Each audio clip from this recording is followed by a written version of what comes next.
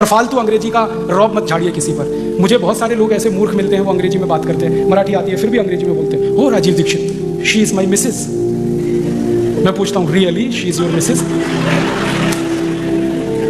तब वो थोड़े परेशान होते हैं, वो पूछते हैं आप क्या बोल रहे हैं? मैं पूछ रहा हूँ सच में वो तुम्हारी मिसेस है? तुमको मालूम है मिसेस का अर्थ क्या होता है? मिसेस शब्द का अर्थ क्या है?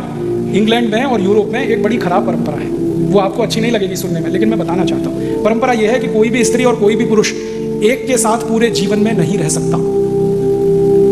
अभी शादी की 2 दिन बाद तलाक होगा, फिर शादी होगी, फिर तलाक होगा, फिर शादी होगी, फिर तलाक होगा। एक स्त्री एक पुरुष जिंदगी भर एक के साथ रह नहीं सकते, बार बार एक दूसरे को बदलते हैं। जैसे हम कपड़े बदलते हैं, शर्ट बदलते हैं, वो एक दूसरे पार्टनर को बदलते हैं। और एक्स्ट्रा मैरिटल अफेयर्स उनके यहाँ कॉमन है।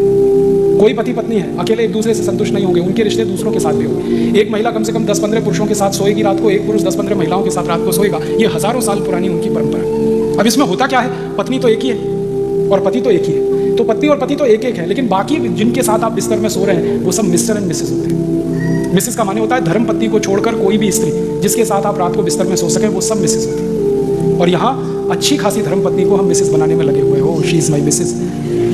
तब मैं पूछता हूँ really she is your Mrs? और मिस्टर इसका उल्टा है, पति को छोड़कर कोई भी पुरुष जिसके साथ बिस्तर में सोए वो मिस्टर। तो यहाँ का पति मिस्टर नहीं है और यहाँ की पत्नी मिसेस नहीं। और हमारे पास कितना सुंदर शब्द है पत्नी के लिए, श्रीमती। श्री माने लक्ष्मी, मति माने बुद्धि।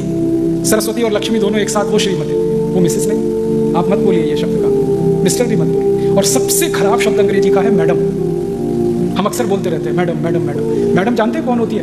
यूरोप में जो वैश्या घर होते हैं, उन वैश्या घरों को संचालित करने वाली जो मुख्य वैश्या होती है उसको मैडम कहते हैं।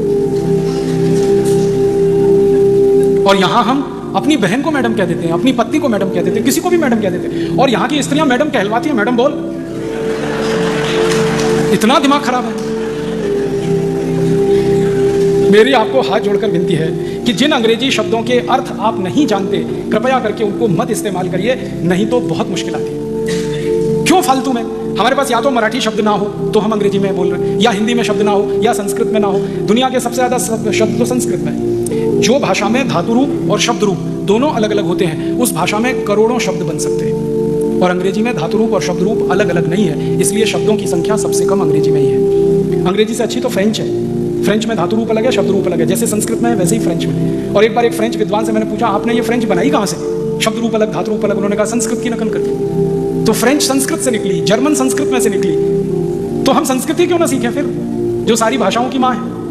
और उसको सीखें तो अपना साहित्य भी पढ़ पाएंगे। अपने ज्ञान का सारा भंडार संस्कृत में ही है। अगर उसको पढ़ना हो, ऋग्वेद पढ़ना हो, यजुर्वेद पढ़ना हो, सामवेद पढ़ना हो, यजुर्वेद पढ़ना हो, उपनिषद पढ़ने हो, सांख्य उपनिषद पढ़ना हो, छांदोग्य, कुछ भी पढ़ना है तो संस्कृत में ही संभव है। तो अपना ज्ञान जिस भाषा में प्रचंड है उस भाषा को सीखें, मातृभाषा को सीखें, राष्ट्रभाषा को सीखें। ये विदेशी भाषा का चक्कर खत्म करें।